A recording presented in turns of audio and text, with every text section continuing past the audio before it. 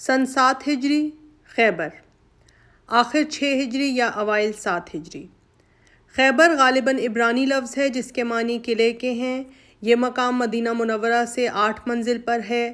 European سیاحوں میں ڈاؤٹی کئی مہینے تک یہاں 1877 عیسوی میں مقیم رہا۔ اس نے مدینہ سے اس مقام کا فاصلہ 200 میل لکھا ہے۔ وہ نخلستان جس کے کنارے پر خیبر ہے نہایت زرخیز ہے۔ یہاں یہود نے نہایت مضبوط متعدد قلعے بنائے تھے جن میں سے بعض کے آثار اب تک باقی ہیں۔ عرب میں یہودی قوت کا یہ سب سے بڑا مرکز تھا۔ مدینہ سے جب رؤسائے بنو نذیر جلا وطن ہو کر خیبر میں آباد ہوئے تو انہوں نے تمام عرب کو اسلام کی مخالفت پر برانگیختہ کر دیا، جس کا پہلا مظہر احزاب کا معرکہ تھا۔ ان رؤسا میں سے حی بن اخطب جنگ قریظہ میں قتل ہوا، جس کے بعد ابو رافع سلام بن ابی الحقیق اس کا جانشین ہوا۔ یہ بہت بڑا تاجر اور صاحب اثر تھا۔ قبیلہ غطفان جو عرب کا بہت بڑا صاحب اثر قبیلہ تھا، اس کی آبادی خیبر سے متصل تھی اور ہمیشہ سے یہودی خیبر کے حلیف اور ہم عہد تھے۔ 6 ہجری میں سلام نے خود جا کر قبیلہ غطفان اور اس کے آس پاس کے قبیلوں کو اسلام کے مقابلے کے لیے آمادہ کیا، یہاں تک کہ ایک عظیم الشان فوج لے کر مدینہ پر حملے کی تیاریاں کیں۔ آپ صلی اللہ علیہ وآلہ وسلم کو یہ خبریں معلوم ہوئیں تو آپ کے ایما سے رمضان 6 ہجری میں حضرت عبداللہ بن عتیق ایک خزرجی انصاری کے ہاتھ سے اپنے قلعہ خیبر میں سوتا ہوا مارا گیا۔ سلام کے بعد یہودیوں نے اسیر بن زرام کو مسند ریاست پر بٹھایا۔ اس نے قبائل یہود کو جمع کر کے تقریر کی اور کہا، میرے پیشوؤں نے محمد کے مقابلے میں جو تدبیریں اختیار کیں وہ غلط تھیں۔ صحیح تدبیر یہ ہے کہ خود محمد کے دارالریاست پر حملہ کیا جائے اور میں یہی طریقہ اختیار کروں گا۔ اس غرض سے اسیر نے غطفان اور دیگر قبائل میں دورہ کیا اور ایک فوج گنا تیار کی۔ آپ صلی اللہ علیہ وآلہ وسلم کو یہ خبریں پہنچی تو آپ نے اس افواہ پر اعتماد نہیں کیا، بلکہ حضرت عبداللہ بن رواحہ رضی اللہ عنہ کو بھیجا کہ خود خیبر جا کر اصل واقعے کی تحقیق کریں۔ چنانچہ وہ چند آدمیوں کو لے کر خیبر گئے اور چھپ کر خود اسیر کی زبانی اس کے مشورے اور تدبیریں سنیں۔ یہ حالات آ کر حضرت صلی اللہ علیہ وآلہ وسلم کی خدمت میں عرض کیے۔ آپ نے حضرت عبداللہ بن رواحہ رضی اللہ عنہ کو 30 آدمی دے کر خیبر روانہ کیا۔ ان لوگوں نے اسیر سے کہا کہ حضرت صلی اللہ علیہ وآلہ وسلم نے ہم کو اس لیے بھیجا ہے کہ تم اگر حاضر ہو جاؤ تو خیبر کی حکومت تم کو دے دی جائے۔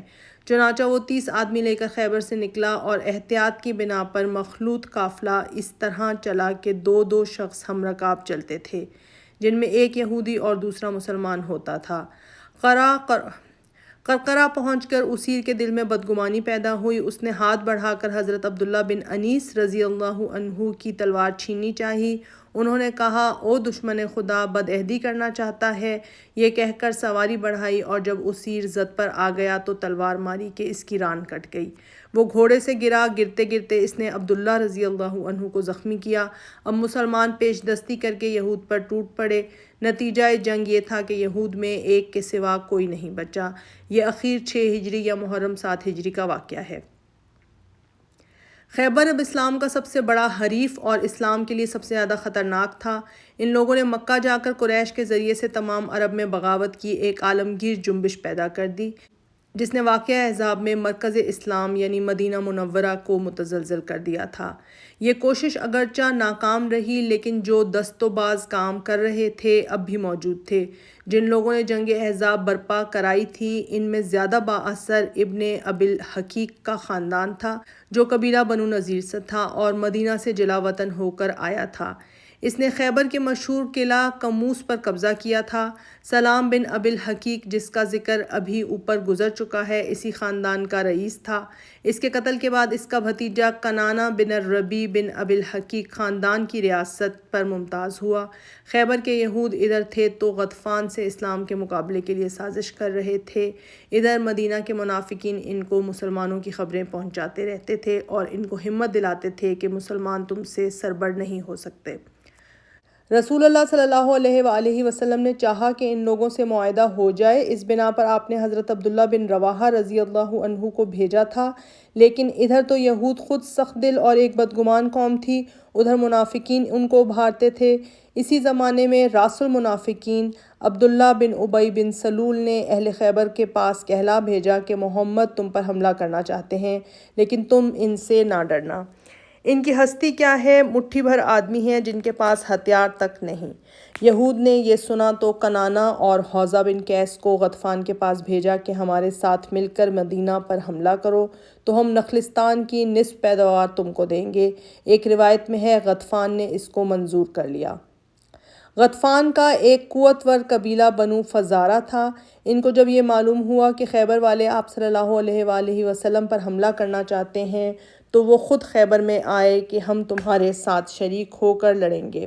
آپ صلی اللہ علیہ وآلہ وسلم کو جب یہ معلوم ہوا تو آپ نے بنو فزارہ کو خط لکھا کہ تم خیبر والوں کی مدد سے باز آؤ، خیبر فتح ہو جائے گا تو تم کو بھی حصہ دیا جائے گا، لیکن بنو فزارہ نے انکار کر دیا۔ ذیقرد محرم 7 ہجری۔ غطفان کی شرکت جنگ کا دیباچہ یہ تھا کہ ذیقرد کی چراگاہ پر جو حضرت صلی اللہ علیہ وآلہ وسلم کی اونٹنیوں کی چراگاہ تھی، اس قبیلے کے چند آدمیوں نے بسرداری عبدالرحمن بن عینیہ چھاپا مارا اور 2 اونٹنیاں اور 20 اونٹنیاں پکڑ کر لے گئے۔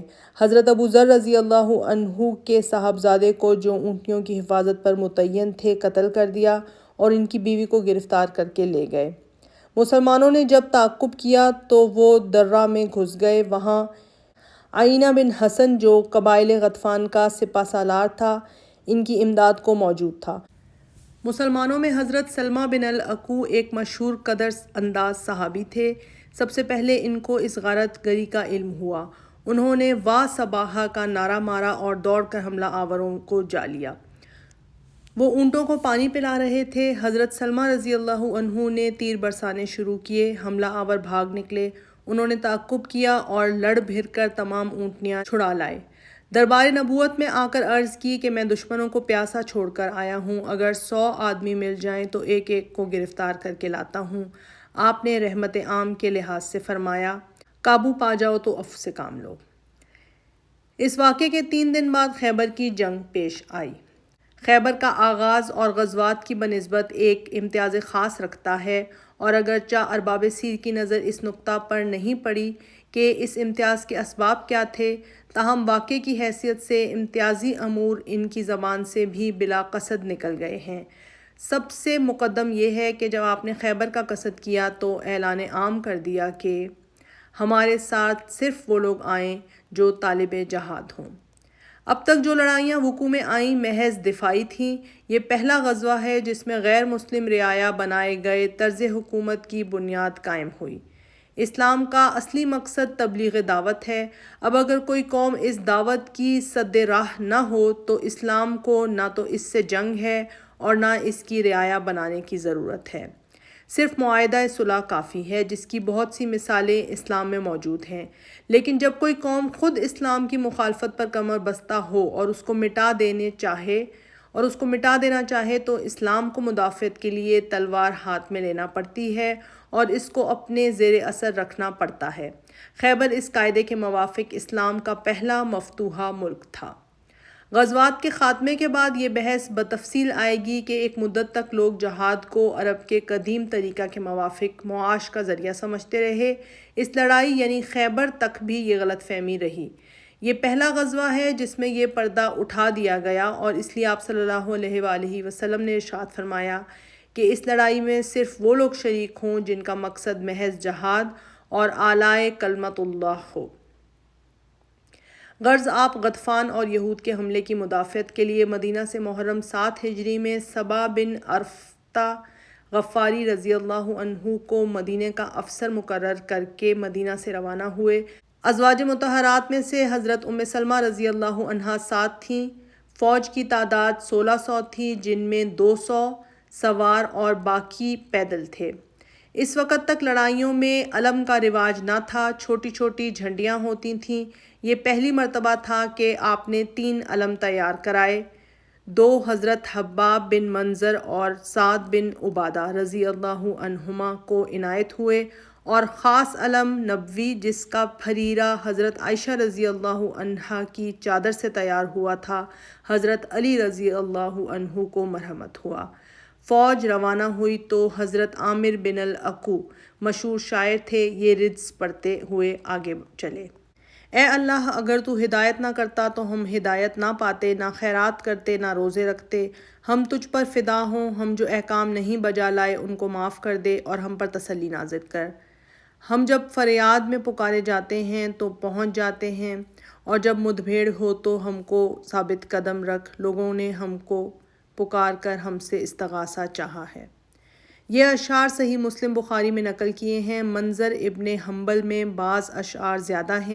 پہلے دو مصرعے کسی قدر اختلاف کے ساتھ صحیح مسلم باب خیبر میں بھی ہیں: جن لوگوں نے ہم پر دست درازی کی ہے، جب وہ کوئی فتنہ برپا کرنا چاہتے ہیں تو ہم ان سے دبتے نہیں، اور اے اللہ، ہم تیری عنایت سے بے نیاز نہیں۔ راہ میں ایک میدان آیا، صحابہ رضی اللہ عنہم نے تکبیر کے نعرے بلند کیے۔ چونکہ تعلیم و تلقین کا سلسلہ ہر وقت جاری رہتا تھا اور بات بات میں نکات شریعت کی تعلیم ہوتی رہتی تھی، ارشاد ہوا کہ آہستہ، کیونکہ کسی بہرے اور دور دراز نظر کو نہیں پکار رہے ہو، تم جس کو پکارتے ہو وہ تمہارے پاس ہی ہے۔ اس غزوہ میں چند خواتین بھی اپنی خواہش سے فوج کے ساتھ ہو لی تھیں۔ آپ صلی اللہ علیہ وآلہ وسلم کو معلوم ہوا تو آپ نے ان کو بلا بھیجا اور غضب کے لہجے میں فرمایا: تم کس کے ساتھ آئیں اور کس کے حکم سے آئیں؟ بولیں کہ یا رسول اللہ، ہم اس لیے آئے ہیں کہ چرغہ کاٹ کر کچھ پیدا کریں گے اور اس کام میں مدد دیں گے۔ ہمارے پاس زخمیوں کے لیے دوائیں بھی ہیں، اس کے علاوہ ہم تیر اٹھا کر آئیں گے۔ آپ صلی اللہ علیہ وآلہ وسلم نے فتح کے بعد جب مال غنیمت تقسیم کیا تو ان کا بھی حصہ لگایا، لیکن یہ حصہ کیا تھا؟ زر و جواہر نہ تھے، مال و اسباب نہ تھا، درہم و دینار نہ تھے، بلکہ صرف کھجوریں تھیں۔ تمام مجاہدین کو یہی ملا تھا اور ان پردہ نشینوں نے بھی یہی پایا۔ یہ واقعہ ابو داؤد میں مذکور ہے۔ حدیث اور سیرت کی تمام کتابوں سے ثابت ہوتا ہے کہ اکثر غزوات میں مستورات ساتھ رہتی تھیں جو زخمیوں کی مرہم پٹی کرتیں اور پیاسوں کو پانی پلاتی تھیں۔ جنگ احد میں حضرت عائشہ رضی اللہ عنہا کا مشک میں پانی بھر بھر کر لانا اور زخمیوں کو پلانا اوپر گزر چکا ہے، لیکن یہ امر کہ عورتیں میدان جنگ سے خود تیر اٹھا اٹھا کر بھی لاتیں اور مجاہدین کو دیتی تھیں، صرف ابو داؤد نے ذکر کیا ہے کہ لیکن سند صحیح متصل سے ذکر کیا ہے، اس لیے شک کی گنجائش نہیں۔ یوں بھی عرب کی مستورات سے کم یہی توقع کی جا سکتی ہے۔ چونکہ معلوم تھا کہ غطفان اہل خیبر کی مدد کو آئیں گے، حضرت صلی اللہ علیہ وآلہ وسلم نے مقام رجی میں فوجیں اتاری تھیں جو غطفان اور خیبر کے بیچ میں ہے۔ اسباب، بار برادری، خیمہ و خرگاہ اور مستورات یہاں چھوڑ دی گئیں اور فوجیں خیبر کی طرف بڑھیں۔ غطفان یہ سن کر اسلامی فوجیں خیبر کی طرف بڑھ رہی ہیں، ہتھیار سجا کر نکلے، لیکن آگے بڑھ کر جب ان کو معلوم ہوا کہ خود ان کا گھر خطرے میں ہے تو واپس چلے گئے۔ خیبر میں 6 قلعے تھے: سالم، قموس، نطوح، کسورہ، شق، مربطہ، اور جیسا کہ یعقوبی نے تصریح کی ہے ان میں 20,000 سپاہی موجود تھے۔ ان سب میں قموس نہایت مضبوط اور محفوظ قلعہ تھا۔ مرہب عرب کا مشہور پہلوان جو 1000 سوار کے برابر مانا جاتا تھا، اسی قلعے کا رئیس تھا۔ ابن ابی الحقیق کا خاندان جس نے مدینہ سے جلا وطن ہو کر خیبر کی ریاست حاصل کر لی تھی، یہیں رہتا تھا۔ لشکر اسلام جب خیبر کے قریب یعنی مقام صحبہ میں پہنچا تو نماز عصر کا وقت آ چکا تھا۔ آپ صلی اللہ علیہ وآلہ وسلم نے یہاں ٹھہر کر نماز عصر ادا کی، پھر کھانا طلب فرمایا۔ رسد کا ذخیرہ صرف ستو تھا، وہی آپ نے بھی پانی میں گھول کر نوش فرمایا۔ رات ہوتے ہوتے فوج اسلام خیبر کے سواد میں پہنچ گئی۔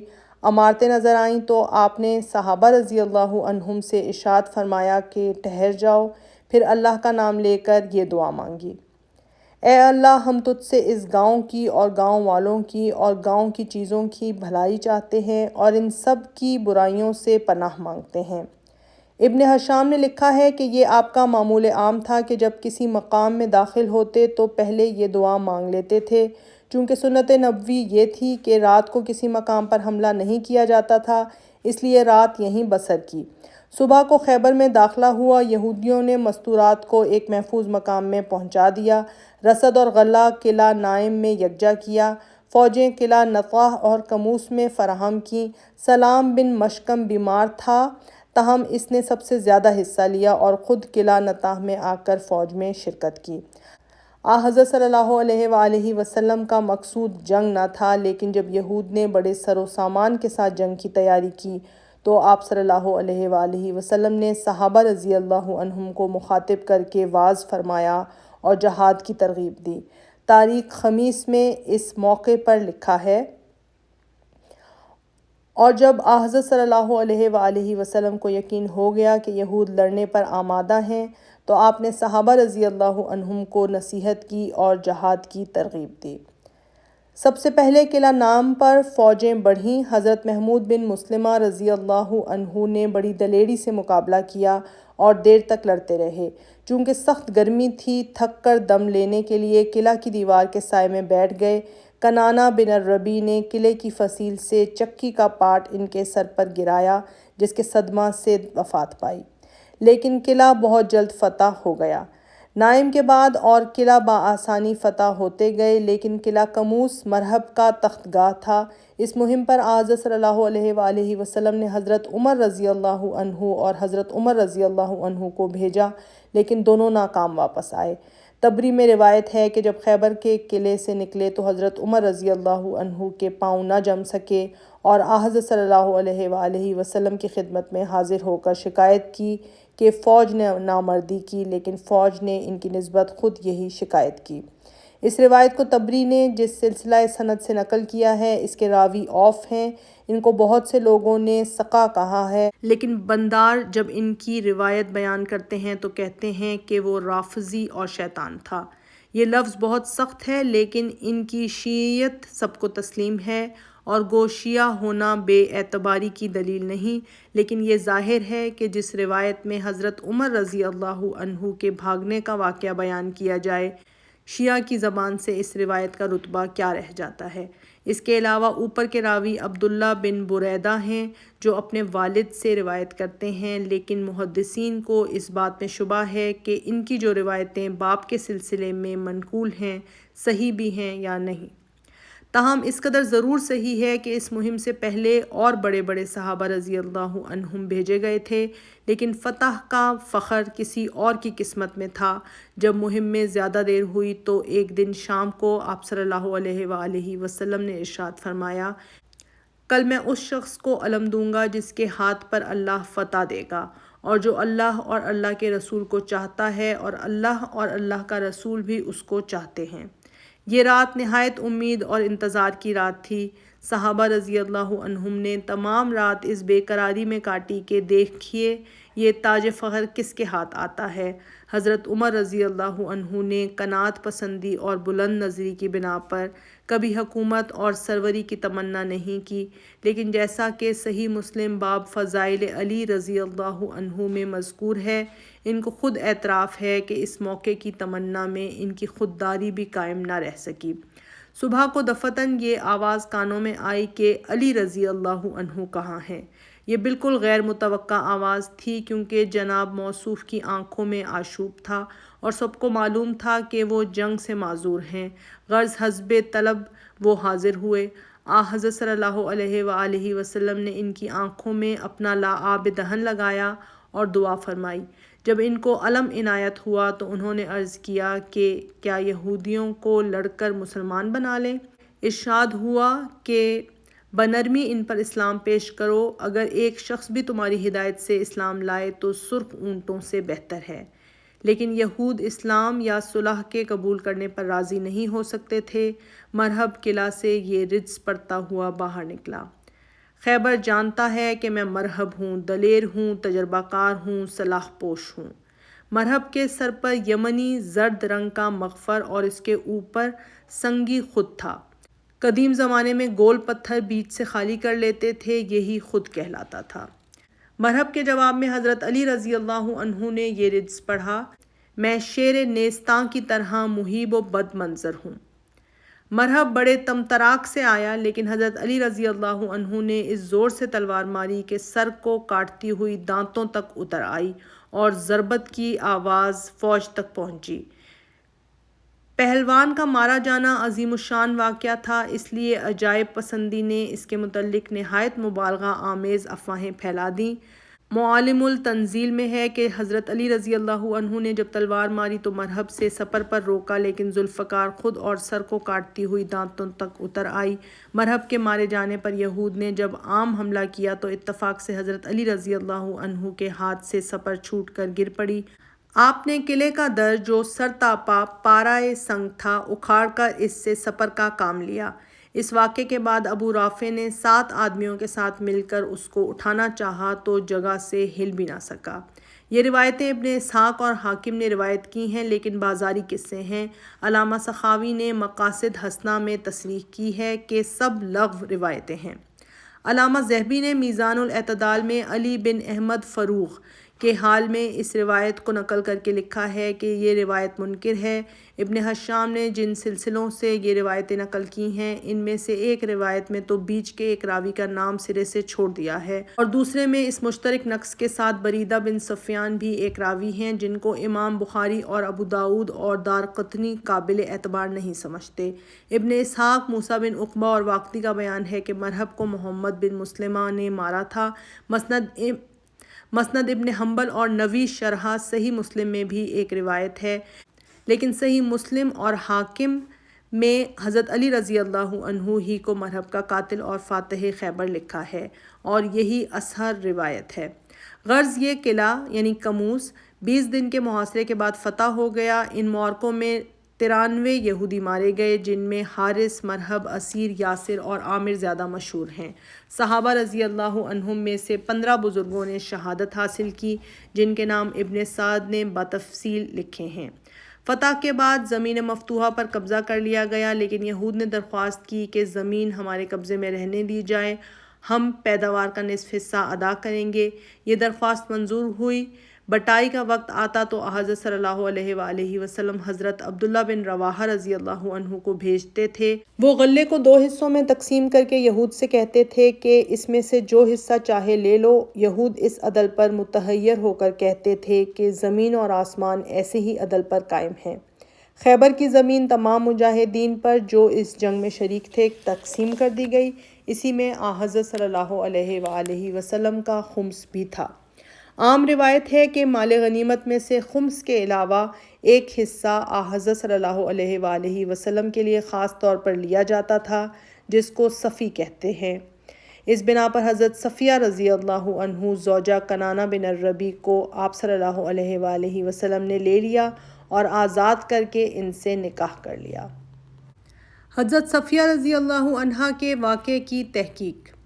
حضرت صفیہ رضی اللہ عنہا کی نسبت بعض کتب و احادیث میں یہ واقعہ مذکور ہے کہ آپ صلی اللہ علیہ وآلہ وسلم نے پہلے ان کو داہیہ کلبی رضی اللہ عنہ کو دیا تھا، پھر کسی نے ان کے حسن کی تعریف کی تو ان سے مانگ لیا، اور اس کے معاوضے میں ان کو 7 لونڈیاں دیں۔ مخالفین نے اس روایت کو نہایت بدنما پیرائے میں ادا کیا ہے، اور جب اصل روایت میں اتنی بات موجود ہے تو ظاہر ہے کہ مخالف اس سے کہاں تک کام لے سکتا ہے۔ حقیقت یہ ہے کہ حضرت صفیہ کا یہ واقعہ حضرت انس رضی اللہ عنہ سے منقول ہے، لیکن خود حضرت انس سے متعدد روایتیں ہیں اور وہ باہم مختلف ہیں۔ بخاری کی جو روایت غزوہ خیبر کے ذکر میں ہے، اس میں یہ تصریح ہے کہ جب قلعہ خیبر فتح ہوا تو لوگوں نے آپ کے سامنے حضرت صفیہ رضی اللہ عنہ کے حسن کا ذکر کیا، آپ نے ان کو اپنے لیے لے لیا۔ اصلی لفظ یہ ہیں: جب اللہ نے قلعہ فتح کر دیا تو لوگوں نے آپ سے صفیہ بنت حی کے حسن و جمال کی تعریف کی۔ ان کا شوہر اس جنگ میں مارا گیا تھا۔ آپ صلی اللہ علیہ وآلہ وسلم نے ان کو اپنے لیے پسند کر لیا۔ لیکن بخاری کتاب الصلاۃ اور صحیح مسلم میں خود حضرت انس کی یہی روایت اس طریقے سے منقول ہے کہ جب لڑائی کے بعد قیدی جمع کیے گئے تو حضرت داہیہ کلبی رضی اللہ عنہ نے حضرت صلی اللہ علیہ وآلہ وسلم سے درخواست کی کہ ان میں سے ایک لونڈی مجھ کو عنایت ہو۔ آپ نے ان کو اختیار دیا کہ خود جا کر کوئی لونڈی لے لو۔ انہوں نے حضرت صفیہ کو انتخاب کیا، لیکن لوگوں کو اعتراض ہوا۔ ایک شخص نے آ کر نبی صلی اللہ علیہ وآلہ وسلم سے کہا: اے پیغمبر اللہ، آپ نے صفیہ کو داہیہ کے حوالے کیا، وہ بنو قریظہ اور نذیر کی رئیسہ ہے اور آپ کے سوا اور کوئی اس کے لائق نہیں۔ اس کے بعد آپ نے حضرت صفیہ رضی اللہ عنہا کو آزاد کر کے ان سے نکاح کر لیا۔ ابو داؤد میں یہ دونوں روایتیں ہیں اور دونوں بھی ہیں۔ ابو داؤد کی شرح میں مارری مشہور محدث کا یہ قول نقل کیا ہے، حضرت صلی اللہ علیہ وآلہ وسلم نے حضرت صفیہ کو اس لیے داہیہ سے لے کر ان سے عقد کیا کہ چونکہ وہ عالی رتبہ اور رئیس یہود کی صاحبزادی تھیں، اس لیے ان کا کسی دوسرے کے پاس جانا ان کی توہین تھی۔ حافظ ابن حجر نے بھی فتح الباری میں اس کے قریب لکھا ہے، یہ ظاہر ہے کہ حضرت صفیہ رضی اللہ عنہ خاندان کے تباہ ہونے کے بعد خاندان سے باہر بیوی یا کنیز بن کر رہتیں۔ وہ رئیس خیبر کی بیٹی تھیں۔ ان کا شوہر بھی قبیلہ نذیر کا رئیس تھا۔ باپ اور شوہر دونوں قتل کیے جا چکے تھے۔ اس حالت میں ان کے پاس خاطر حفظ و مراتب اور رفع غم کے لیے اس کے سوا اور کوئی تدبیر نہ تھی کہ حضرت صلی اللہ علیہ وآلہ وسلم ان کو اپنے عقد میں لے لیں۔ وہ کنیز ہو کر بھی رہ سکتی تھیں، لیکن آپ صلی اللہ علیہ وآلہ وسلم نے ان کی خاندانی عزت کے لحاظ سے ان کو آزاد کر دیا اور پھر نکاح پڑھایا۔ بلکہ مسند احمد بن حنبل میں ہے کہ آپ نے ان کو اختیار دیا کہ وہ آزاد ہو کر اپنے گھر چلی جائیں یا آپ کے نکاح میں آنا قبول فرمائیں۔ انہوں نے دوسری صورت پسند کی، یعنی یہ کہ وہ آپ صلی اللہ علیہ وآلہ وسلم کے نکاح میں آ جائیں۔ حسن خلق، رحم اور مصیبت زدہ کی چارہ نواز کے علاوہ سیاسی اور مذہبی حیثیت سے بھی یہ کارروائی نہایت موزوں اور بجا تھی۔ اس قسم کے طرز عمل سے عرب کو اسلام کی طرف رغبت اور کشش ہوتی تھی کہ اسلام اپنے دشمنوں کے ورثاء کے ساتھ بھی کس قسم کا محسنانہ اور ہمدردانہ سلوک کرتا ہے۔ غزوہ بنی المستلق میں حضرت جویریہ کے ساتھ بھی یہی واقعہ پیش آیا اور اس سلوک کا جو اثر ہوا وہ اوپر گزر چکا ہے۔ فتح کے بعد آپ صلی اللہ علیہ وآلہ وسلم نے چند روز خیبر میں قیام کیا۔ اگرچہ یہود کو کامل امن و امان دے دیا گیا تھا اور ان کے ساتھ ہر طرح کی مراعات کی گئی، تاہم ان کا طرز عمل مفسدانہ اور باغیانہ رہا۔ پہلا دیباچہ یہ تھا کہ ایک دن زینب نے، جو سلام بن مشکم کی بیوی اور مرہب کی بھاوج تھی، آپ صلی اللہ علیہ وآلہ وسلم کی چند صحابہ رضی اللہ عنہم کے ساتھ دعوت کی۔ آپ نے فرط کرم سے قبول فرمایا۔ زینب نے کھانے میں زہر ملا دیا تھا۔ آپ نے ایک لقمہ کھا کر ہاتھ کھینچ لیا، لیکن بشر بن برہ نے پیٹ بھر کر کھایا اور زہر کے اثر سے بالآخر ہلاک ہو گئے۔ آپ صلی اللہ علیہ وآلہ وسلم نے زینب کو بلا کر پوچھا، اس نے جرم کا اقبال کیا؟ یہود نے کہا، ہم نے اس لیے زہر دیا کہ اگر آپ پیغمبر ہیں تو زہر خود اثر نہ کرے گا، اور پیغمبر نہیں ہیں تو ہم کو آپ کے ہاتھ سے نجات مل جائے گی۔ آپ صلی اللہ علیہ وآلہ وسلم کبھی اپنے ذات کے لیے کسی سے انتقام نہیں لیتے تھے، اس بنا پر آپ نے زینب سے تعرض نہیں فرمایا، لیکن جب 2-3 دن کے بعد بشر زہر کے اثر سے انتقال کر گئے تو قصاص میں قتل کر دی گئی۔ ایک دفعہ صحابہ رضی اللہ عنہم میں سے حضرت عبداللہ بن سہیل اور حضرت مہیثہ رضی اللہ عنہما قحط سالی کے زمانے میں خیبر گئے۔ یہود نے حضرت عبداللہ کو دھوکے سے قتل کر کے ایک نہر میں ڈال دیا، اور حضرت مہیثہ رضی اللہ عنہ نے آپ صلی اللہ علیہ وآلہ وسلم کی خدمت میں آ کر واقعہ بیان کیا۔ آپ نے فرمایا کہ تم قسم کھا سکتے ہو کہ یہودیوں نے قتل کیا؟ عرض کیا کہ حضور، وہ تو 50 مسلمانوں کو قتل کر کے بھی جھوٹی قسم کھا لیں گے۔ غرض آپ صلی اللہ علیہ وآلہ وسلم نے یہود سے تعرض نہیں کیا اور بیت المال سے مقتول کا خون بہا دلایا۔ حضرت عمر رضی اللہ عنہ کے زمانہ خلافت میں یہود نے حضرت عبداللہ بن عمر کو سوتے میں کوٹھے پر سے گرا دیا کہ ان کا ہاتھ اور پاؤں ٹوٹ گیا۔ اس طرح ہمیشہ فساد انگیزیاں کرتے رہتے۔ مجبور ہو کر حضرت عمر نے ان کو شام کے اضلاع میں جلا وطن کر دیا۔ یہ جملہ معترضہ سلسلہ کلام میں آ گیا ہے۔ خیبر کے واقعات میں ارباب سیر نے ایک سخت غلط روایت نقل کی ہے اور وہ اکثر کتابوں میں منقول ہو کر متداول بن گئی ہے، یعنی یہ کہ اول آپ نے یہود کو اس شرط پر امن عام دیا تھا کہ کوئی چیز نہ چھپائیں گے، لیکن جب کنانہ بن الربیع نے خزانے کے بتانے سے انکار کیا تو آپ نے حضرت زبیر رضی اللہ عنہ کو حکم دیا کہ سختی کر کے ان سے خزانے کا پتہ لگائیں۔ حضرت زبیر چکماق جلا کر ان کے سینے کو داغتے تھے، یہاں تک کہ اس کی جان نکلنے کے قریب ہو گئی۔ بالآخر آپ نے کنانہ کو قتل کرا دیا اور تمام یہودی لونڈی غلام بنا لیے گئے۔ اس روایت کا اس قدر حصہ صحیح ہے کہ کنانہ قتل کر دیا گیا، لیکن اس کی وجہ یہ نہیں کہ وہ خزانے کے بتانے سے انکار کرتا تھا، بلکہ اس کی وجہ یہ ہے کہ کنانہ نے محمود بن مسلمہ کو قتل کیا تھا۔ طبری میں تصریح ہے، پھر حضرت صلی اللہ علیہ وآلہ وسلم نے کنانہ کو محمد بن مسلمہ کے حوالے کیا، انہوں نے اپنے بھائی محمود بن مسلمہ کے قصاص میں اس کو قتل کر دیا۔ باقی روایت کا یہ حال ہے کہ یہ روایت طبری اور ابن ہشام دونوں نے ابن اسحاق سے روایت کی ہے، لیکن ابن اسحاق نے اوپر کے کسی راوی کا نام نہیں بتایا۔ محدثین نے رجال کی کتابوں میں تصریح کی ہے کہ ابن اسحاق یہودیوں سے مغازی نبوت کے واقعات روایت کرتے تھے۔ اس روایت کو بھی انہی روایتوں میں سمجھنا چاہیے، اور یہی وجہ ہے کہ ابن اسحاق ان راویوں کے نام نہیں لیتے۔ کسی شخص پر خزانہ بتانے کے لیے اس قدر سختی کرنا کہ اس کے سینے پر چکماق سے آگ جھاڑی جائے، رحمت للعالمین کی شان اس سے بہت ارفع ہے۔ وہی شخص جو اپنے زہر دینے والے سے مطلق تعارض نہیں کرتا کہ چند سکوں کے لیے کسی کو آگ سے جلانے کا حکم دے سکتا ہے۔ اصل واقعہ اس قدر تھا کہ کنانہ بن الحقیق کو اس شرط پر امان دی گئی تھی کہ کسی قسم کی بدعہدی اور خلاف بیانی نہ کرے گا۔ اس نے بھی یہ منظور کیا تھا، بلکہ ایک روایت میں ہے کہ اگر اس کے خلاف اس نے کچھ کیا تو وہ قتل کا مستحق ہوگا۔ کنانہ نے بدعہدی کی اور جو امن اس کو دیا گیا تھا ٹوٹ گیا۔ کنانہ نے محمود بن مسلمہ کو قتل کیا، اب اس کے قصاص میں وہ قتل کر دیا گیا، جیسا کہ ابھی ہم نے طبری کی روایت سے نقل کیا ہے۔ اب دیکھو اس روایت میں کیا کیا واقعات اضافہ ہو گئے۔ نمبر 1، قتل کا واقعہ کنانہ کے ساتھ خاص تھا، خزانے کے چھپانے کا وہی مجرم تھا۔ محمود بن مسلمہ کو اسی نے قتل کیا تھا، اس لیے وہی قتل بھی کیا جا سکتا تھا۔ اضافے کا پہلا قدم یہ ہے کہ ابن سعد نے بکر بن عبد الرحمن سے جو روایت متصل نقل کی ہے، اس میں کنانہ کے ساتھ اس کے بھائی کا بھی نام بڑھا دیا ہے، یعنی دونوں قتل کیے گئے۔ تو آپ صلی اللہ علیہ وآلہ وسلم نے دونوں کو قتل کرا دیا، ان کی عورتوں اور بچوں کو لونڈی غلام بنایا۔ نمبر 2، یہاں تک بھی خیریت تھی، لیکن ابن سعد نے عفان بن مسلم سے جو روایت نقل کی ہے وہ بھی اس سے زیادہ وسیع ہو گئی ہے، یعنی دونوں بھائیوں کے ساتھ تمام یہودی گرفتار اور لونڈی غلام بنا لیے گئے۔ تو جب وہ خزانہ مل گیا جس کو انہوں نے اونٹ کی کھال میں چھپا رکھا تھا، تو ان کی عورتیں گرفتار کیں اور لونڈیاں بنا لیں۔ لیکن جب یہ روایتیں محدثانہ اصول تنقید سے جانچی جاتی ہیں تو چھلکے اترتے جاتے ہیں اور اصل حقیقت رہ جاتی ہے۔ یہود کا قتل اور زن و بچہ کا گرفتار ہونا ایک طرف، خود صحیح بخاری سے ثابت ہے کہ کنانہ کا بھائی تک قتل نہیں کیا گیا اور حضرت عمر رضی اللہ عنہ کے زمانہ خلافت تک موجود تھا۔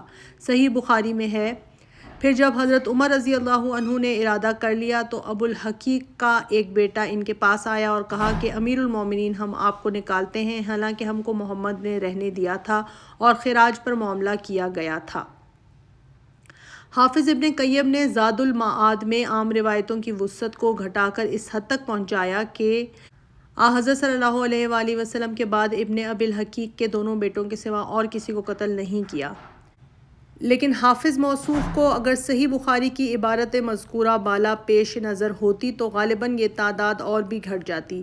ابو داؤد میں جہاں عرض خیبر کا عنوان باندھا ہے، صرف ابن ابی الحقیق کا قتل کیا جانا لکھا ہے۔ یہ نقطہ بھی ملحوظ رکھنا چاہیے کہ ابو داؤد میں لکھا ہے کہ آپ صلی اللہ علیہ وآلہ وسلم نے سقیہ حی بن اخطب کے چچا سے پوچھا تھا کہ وہ خزانہ کیا ہوا۔ اس نے کہا کہ لڑائیوں میں صرف ہو گیا۔ باوجود اس کے آپ صلی اللہ علیہ وآلہ وسلم نے صرف کنانہ کے قتل کا حکم دیا۔ یہ اس بات کی صاف دلیل ہے کہ کنانہ کا قتل محمود بن مسلمہ کے قصاص میں ہوا تھا، ورنہ اگر خزانے کا چھپانے کا جرم قتل کا سبب ہوتا تو اس جرم کے مجرم اور بھی تھے۔ مورخین نے پہلی غلطی یہ کی کہ کنانہ کے قتل کا سبب اخفاء خزانہ سمجھے، اور چونکہ اس جرم میں اور لوگ بھی شریک تھے، اس لیے یہ تعمیم خود بخود پیدا ہو گئی کہ کنانہ کا تمام خاندان قتل کر دیا گیا۔ ایک اور نقطہ اس قدر عموماً مسلم ہے کہ خیبر کا واقعہ محرم میں پیش آیا، لیکن آپ صلی اللہ علیہ وآلہ وسلم جب اس ارادے سے مدینہ سے نکلے تو محرم کی اخیر تاریخیں تھیں۔ محرم میں لڑائی شرعاً ممنوع ہے، اس لیے محدثین اور فقہاء میں اس کی توجیہ کے متعلق اختلافات پیدا ہو گئے۔ بہت سے فقہاء کا یہ مذہب ہے کہ اوائل میں البتہ ان مہینوں میں لڑائی شرعاً ممنوع تھی، لیکن پھر وہ حکم منسوخ ہو گیا۔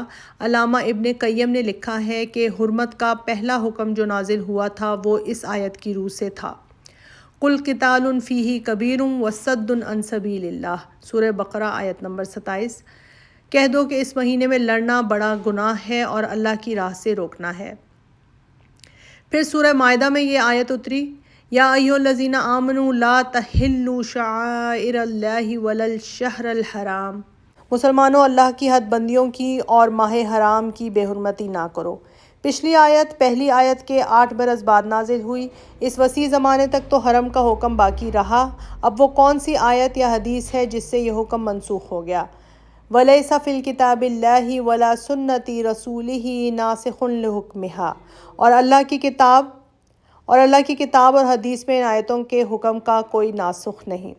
مجوزین نے یہ استدلال کیا ہے کہ فتح حرم، طائف کا محاصرہ، بیت رضوان، یہ سب ماہ حرام میں ہوئے تھے، اس لیے اگر ماہ حرام میں لڑائی جائز نہ ہوتی تو حضرت صلی اللہ علیہ وآلہ وسلم ان کو کیوں کر جائز رکھتے؟ حافظ ابن قیم نے جواب دیا ہے کہ ماہ حرام میں ابتدائی جنگ کرنا حرام ہے، لیکن اگر دشمن کا مدافعہ مقصود ہے تو بالاتفاق جائز ہے۔ وہ سب واقعات دفاعی تھے، آپ صلی اللہ علیہ وآلہ وسلم نے بیش دستی نہیں کی تھی بلکہ دفاع کیا تھا۔ بیت رضوان اس لیے لی گئی تھی کہ یہ خبر مشہور ہو گئی تھی کہ کفار نے حضرت عثمان رضی اللہ عنہ کو جو سفیر ہو کر گئے تھے قتل کر دیا۔ طائف کا محاصرہ کوئی مستقل جنگ نہ تھی بلکہ غزوہ حنین کا بقیہ تھا جس میں خود کفار ہر طرف سے جمع ہو کر حملہ آور ہوئے تھے۔ فتح حرم کا واقعہ حدیبیہ کی شکست کا نتیجہ تھا جس کی ابتدا قریش نے کی تھی۔ حافظ ابن قیم نے نہایت صحیح جواب دیا، لیکن خاص خیبر کے معاملے میں وہ اس گرہ کو نہ کھول سکے اور بحث نامفصل رہ گئی۔ حافظ ابن قیم کے استاد علامہ ابن تیمیہ کو بھی اس موقع پر اشتباہ ہوا۔ انہوں نے الجواب الصحیح لمن بدل دین المسیح میں لکھا ہے کہ حضرت صلی اللہ علیہ وآلہ وسلم نے جس قدر لڑائیاں کیں سب دفاعی تھیں، صرف بدر اور خیبر اس سے مستثنیٰ ہیں۔ لیکن اگر علامہ موصوف زیادہ استقصا کرتے تو ثابت ہوتا کہ بدر اور خیبر بھی مستثنیٰ نہیں۔ بدر کا بیان اوپر گزر چکا ہے، خیبر کے ما سبق واقعات کو ترتیب دے کر دیکھو تو صاف نظر آئے گا کہ یہود اور غطفان مدینہ پر حملے کی تیاریاں کر چکے تھے۔ تقسیم زمین، خیبر کی زمین 2 برابر حصوں میں تقسیم کی گئی، نصف بیت المال، مہمانی اور سفارت وغیرہ کے مصارف کے لیے خاص کر لیا گیا، باقی نصف مجاہدین پر جو اس غزوے میں شریک تھے مساوی حصوں میں تقسیم کیا گیا۔ کل فوج کی تعداد 1400 تھی، 200 سوار تھے، سواروں کو گھوڑوں کے مصارف کے لیے پیدل سے دگنا ملتا تھا، اس بنا پر یہ تعداد 1800 کے برابر تھی۔ اس حساب سے کل جائیداد کے 1800 حصے کیے گئے اور ہر مجاہد کے حصے میں ایک حصہ آیا۔ جناب سرور کائنات صلی اللہ علیہ وآلہ وسلم کو بھی عام مجاہدین کے برابر ایک ہی اور حضرت صلی اللہ علیہ وآلہ وسلم کا بھی عام لوگوں کی طرح ایک حصہ تھا۔ ملکی حالات اور احکام فقہی، خیبر کی فتح سے اسلام کی ملکی اور سیاسی حالت کا نیا دور شروع ہوتا ہے۔ اسلام کے حقیقی دشمن صرف 2 تھے، مشرکین اور یہود۔ اگرچہ مذہباً باہم مختلف تھے لیکن سیاسی اسباب کی بنا پر ان میں اتحاد پیدا ہو گیا تھا۔ مدینہ کے یہود عموماً انصار کے حلیف تھے، اسی طرح خیبر کے یہود غطفان کے حلیف تھے۔ اب حضرت صلی اللہ علیہ وآلہ وسلم کے مقابلے کے لیے مکہ اور مدینہ کے مشرکین اور منافقین سب مل کر کنفس واحد ہو گئے۔ خیبر کی فتح کے بعد یہود کی قوت بالکل ٹوٹ گئی اور مشرکین کا ایک بازو جاتا رہا۔ اب تک اسلام چاروں طرف سے نرغہ کی حالت میں تھا، اس بنا پر بجز عقائد اور ضروری عبادت کے شریعت کے احکام اور تاسیس و تعلیم کا موقع نہ تھا۔ شریعت کے احکام جیسا کہ حضرت عائشہ رضی اللہ عنہا نے فرمایا ہے حالات کے اقتضاء سے بتدریج آئے ہیں، چنانچہ اس کی تفصیل آگے آئے گی۔ خیبر کی فتح سے ادھر تو یہود کی فتنہ انگیزیوں سے نجات ملی، ادھر حدیبیہ کی جنگ سے مشرکین کی طرف سے فی الجملہ اطمینان حاصل ہوا۔ اس بنا پر اب مسلمان جدید فقہی احکام کی تعمیل کے قابل ہو چکے تھے۔ ارباب سیر نے غزوہ خیبر کے تذکرے میں عموماً ذکر کیا ہے کہ اس موقع پر متعدد جدید فقہی احکام نازل ہوئے اور آپ صلی اللہ علیہ وآلہ وسلم نے ان کی تبلیغ کی۔ اس کی تفصیل یہ ہے: نمبر 1، پنجے سے شکار کرنے والے پرند حرام ہو گئے۔ نمبر 2، درندہ جانور حرام کر دیے گئے۔ نمبر 3، گدھا اور خچر حرام کر دیا گیا۔ نمبر 4، اب تک معمول تھا کہ لونڈیوں سے فوراً تمتع جائز سمجھا جاتا تھا، اب استبراء کی قید ہو گئی، یعنی اگر وہ حاملہ ہے تو وضع حمل تک، ورنہ 1 مہینے تک تمتع جائز نہیں۔ نمبر 5، چاندی سونے کا بتفاضل خریدنا حرام ہوا۔ بعض روایتوں میں ہے کہ متع بھی اسی غزوے میں حرام ہوا۔ وادی قرا اور فدق، تیمہ اور خیبر کے درمیان ایک وادی ہے جس میں بہت سی بستیاں آباد ہیں، اس کو وادی القرا کہتے ہیں۔ قدیم زمانے میں عاد و سمود یہاں آباد تھے۔ یاقوت نے معجم البلدان میں لکھا ہے کہ عاد و سمود کے اثرات اب بھی باقی ہیں۔ اسلام سے پہلے ان بستیوں میں یہود آ کر آباد ہوئے، زراعت اور آبرسانی کو بہت ترقی دی اور اب یہود کا مخصوص مرکز بن گیا تھا۔ خیبر کے بعد آپ صلی اللہ علیہ وآلہ وسلم نے وادی القرا کا رخ کیا، لیکن لڑنا مقصود نہ تھا، مگر یہود پہلے سے تیار تھے۔ انہوں نے فوراً تیر اندازی شروع کر دی۔ آپ صلی اللہ علیہ وآلہ وسلم کا محمل آپ کے غلام حضرت مدعم اتار رہے تھے کہ ایک تیر آیا اور وہ جاں بحق ہوئے۔ عام مورخین نے یہود کی تیاری کا ذکر نہیں کیا ہے، لیکن امام بہقی نے صاف تصریح کی ہے، یہود ہمارے مقابلے کو تیر چلاتے ہوئے نکلے اور ہم تیار نہ تھے۔ بہرحال جنگ شروع ہو گئی، لیکن تھوڑے سے مقابلے کے بعد یہود نے سپر ڈال دی اور خیبر کے شرائط کے موافق صلح ہو گئی۔ ادائے عمرہ۔ صلح حدیبیہ میں قریش سے معاہدہ ہوا تھا کہ اگلے سال حضرت صلی اللہ علیہ وآلہ وسلم مکہ میں آ کر عمرہ ادا کریں گے اور 3 دن قیام کر کے واپس چلے جائیں گے۔ اس بنا پر آپ صلی اللہ علیہ وآلہ وسلم نے اسی سال عمرہ ادا کرنا چاہا اور اعلان کر دیا کہ جو لوگ واقعہ حدیبیہ میں شریک تھے ان میں سے کوئی رہ نہ جائے۔ چنانچہ بجز ان لوگوں کے جو اس اثنا میں مر چکے تھے، سب نے یہ سعادت حاصل کی۔ معاہدے میں شرط تھی کہ مسلمان مکہ میں آئیں تو ہتھیار ساتھ نہ لائیں، اس لیے اصلاح جنگ بطن یا حج میں جو مکہ سے 8 میل ادھر ہے چھوڑ دیے گئے اور 200 سواروں کا ایک دستہ اسلحہ کی حفاظت کے لیے متعین کر دیا گیا۔ حضرت صلی اللہ علیہ وآلہ وسلم لبیک کہتے ہوئے حرم کی طرف بڑھے۔ حضرت عبداللہ بن رواحہ رضی اللہ عنہ اونٹ کی مہار تھامے ہوئے آگے آگے یہ رجز پڑھتے جاتے تھے: کافرو سامنے سے ہٹ جاؤ، آج جو تم نے اترنے سے روکا تو ہم تلوار کا وار کریں گے، وہ وار جو سر کو فوارہ گاہ سر سے الگ کر دے اور دوست کے دل سے دوست کی یاد بھلا دے۔ صحابہ رضی اللہ عنہم کا جب میں غفیر ساتھ تھا، برسوں کی دیرینہ تمنا اور فرض مذہبی بڑے جوش کے ساتھ ادا کر رہا تھا۔